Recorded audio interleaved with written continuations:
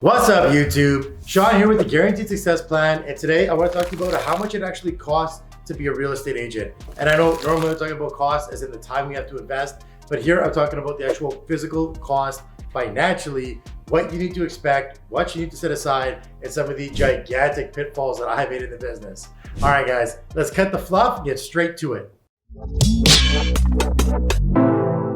For anybody who's not in the business yet and you're about to go through your real estate course, obviously it's going to be different in every state and every province depending on where you're getting licensed. But realistically, I would say you need to set aside around $3,000 to take your course. There's usually not too many ways to get your course done. Most of them are online these days. They take anywhere from 2-3 months all the way up to 6 months. Me personally, I took about a year because I was terrified to get in the business. So make sure you set aside that time and give or take $3,000, $3,500 just for the course. Now, once you get started, you're gonna have different types of dues. Typically, you've got city dues and board dues. So one is the city where you operate or the MLS board where you operate, and then the governing jurisdiction above that, usually your state or your province runs that. Those ones I typically see running anywhere from $500 to $700 a year times 2 because it's each 2 boards. Another big cost that you guys are gonna acquire is obviously your brokerage fees, your brokerage dues. So depending on what type of brokerage you sign up at, you might have a per deal fee, you might have a split, you might have a high desk fee. So on these ones, if you got desk fees, you're gonna be $400, $600. I've seen up to $1,500 a month in desk fees. If you're on a split, I've seen as little as a 6 or 8% split and as high as about a 30% split. Some brokerages I've even seen are crazy high at about a 55% split, but these ones are actually typically generating leads and warming them up for you, which is pretty cool. But ultimately, that's really just doing your job for you instead of teaching you how to do your job. And you're gonna be paying them a ton of money for the rest of your life if you don't ever figure out how to do that yourself. So make sure you budget in a few $100s a month or even a few $1,000s per deal if you're on a split, because that's gonna be one of the biggest costs that you see every single month. Next up is the silent killer, taxes. I am telling you, I'm begging you, please pay attention to this. Put money away for taxes. You are going to crush yourself if you don't. This is something that I had to deal with when I started in the business. You guys have probably seen this in other videos. I was dead broke. I literally didn't have money for food. I was borrowing money for my listings. I was borrowing money for my mortgage. I couldn't afford to put money away for taxes. I had to back pay myself a ton as I started getting busier to make sure that I caught up so that I could stay in business, because I didn't want to get caught by the government owing taxes and they're literally just going to pull your license and say you're done, bud. So make sure you're taking at least 30% and tucking that away for taxes. Another big cost you guys are going to see is actually your listing costs. So every time you put a listing up, there are a bunch of costs that you have to make sure that you're ready for. Sign, gonna cost you 50, 100, 150 bucks every time. Pictures, I hope all of you guys are getting professional photography done, and I hope you're not doing it yourself, because if you are, that's time spending on busy work instead of prospecting work. That's 2, 3, 5 hours taken out of your day that you should be prospecting for new business that you're wasting on editing pictures and all that kind of stuff. I know a lot of agents say, oh, but I'm saving. Well, you're not saving, you're not growing is what you're doing. Professional pictures and measurements, those are gonna run you about $250 on the smallest that I've ever seen, and up to about $1,000 in some of those bigger houses. Videos, if you guys are doing some semi or luxury listings, you better have a video with those.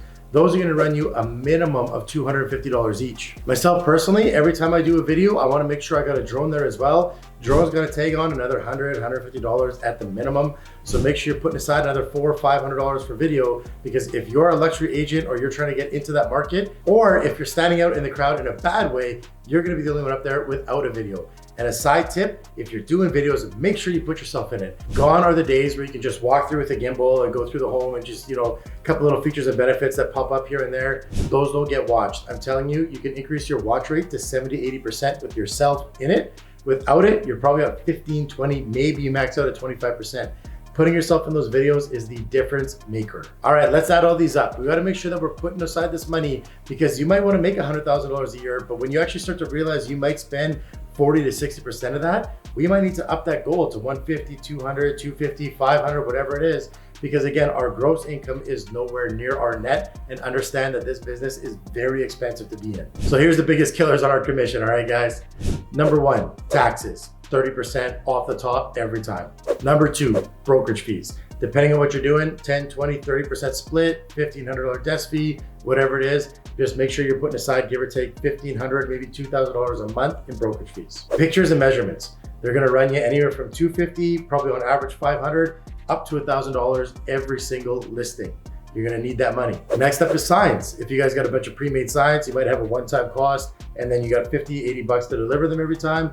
But make sure, again, you got money put aside for signs, because if you can't put a sign in the yard, it doesn't look like it's for sale. And lastly, one of the big expenses is a moving gift. This is something that I just truly couldn't afford to do at the beginning, so I got in a bad habit of not giving too many of these. You wanna make sure that you're making it memorable for your people. So, are you putting a red bow on the door? Are you rolling out the red carpet? Are you giving a really nice gift basket? And don't be too cheesy by putting your name over everything. If it's a gift, make it truly a gift, make it memorable. They will remember you. They don't need to see your name every time they cut through a slice of pizza. All right, so hopefully that was really helpful for some of you guys getting into the industry to understand some of the expenses that are coming your way. But I'm telling you, you need to be prepared to spend a lot of money. I truly did not understand how crazy expensive this business was. As I kept growing, I just kept spending. And honestly, it feels like you're always 1 or 2 deals behind. So make sure that if you don't have a couple bucks tucked away, that you're gonna be incredibly tight with your spending, because you are going to need that money as you grow and explode.